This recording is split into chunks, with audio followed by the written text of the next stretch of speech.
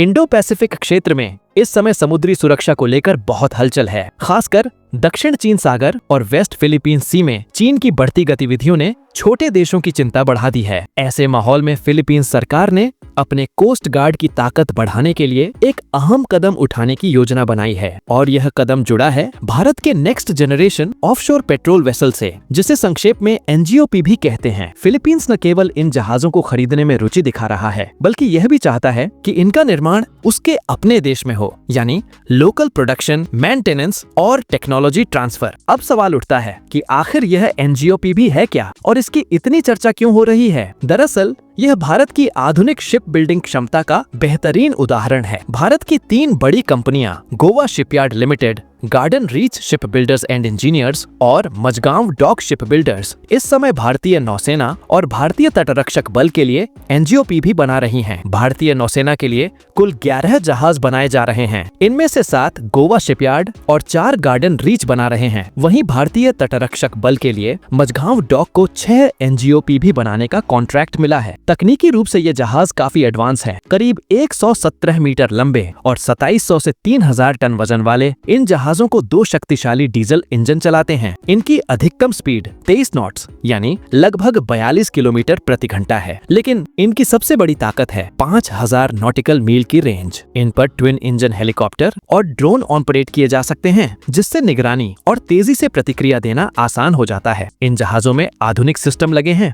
Artificial intelligence based maintenance system, multipurpose drone और integrated bridge management system इन्हें smart और भरोसेमंद बनाते हैं। लो नॉइज प्रोपेलर और एडवांस इलेक्ट्रॉनिक वॉरफेयर सूट इन्हें और भी खतरनाक बनाते हैं, यानी दुश्मन इनकी मौजूदगी को आसानी से ट्रैक नहीं कर सकता। मिशन की बात करें तो एनजीओपी भी कई तरह के काम कर सकता है। तटीय सुरक्षा, निगरानी, search and rescue, offshore oil rigs की सुरक्षा, एंटी स्मगलिंग, एंटी पायरेसी, आतंकवाद रोधी अभियान और यहाँ तक कि आपदा राहत। फिलीपींस के लिए यह जहाज क्यों जरूरी है, इसे समझना भी आसान है। वेस्ट फिलीपींस सी का वह हिस्सा जहां फिलीपींस के अधिकार क्षेत्र को चीन बार बार चुनौती देता है, वहां लगातार गश्त और मौजूदगी दिखाना फिलीपींस की मजबूरी है। ऐसे में एनजीओपी का लंबा ऑन ऑपरेशनल एंड्योरेंस और बहुउद्देशीय रोल इसे बिल्कुल सही विकल्प बनाता है। हथियारों की बात करें तो फिलीपींस के लिए प्रस्तावित एनजीओपी भी लगभग 113 मीटर लंबे होंगे और इनमें 76 mm auto Melara gun, AK-603 close in weapon system और कवच डिकॉय लॉन्चर लगे होंगे। यानी ये जहाज न सिर्फ पेट्रोलिंग के लिए बल्कि असली युद्ध की स्थिति में भी बेहद कारगर होंगे। इनमें माइन वॉरफेयर और हेलीकॉप्टर ऑपरेशन की भी क्षमता होगी। यह कोई पहला मौका नहीं है जब फिलीपींस ने भारत पर भरोसा जताया हो। इससे पहले फिलीपींस ने ब्रह्मोस सुपरसोनिक क्रूज मिसाइल भी भारत से खरीदी थी। यह भारत का पहला मिसाइल एक्सपोर्ट था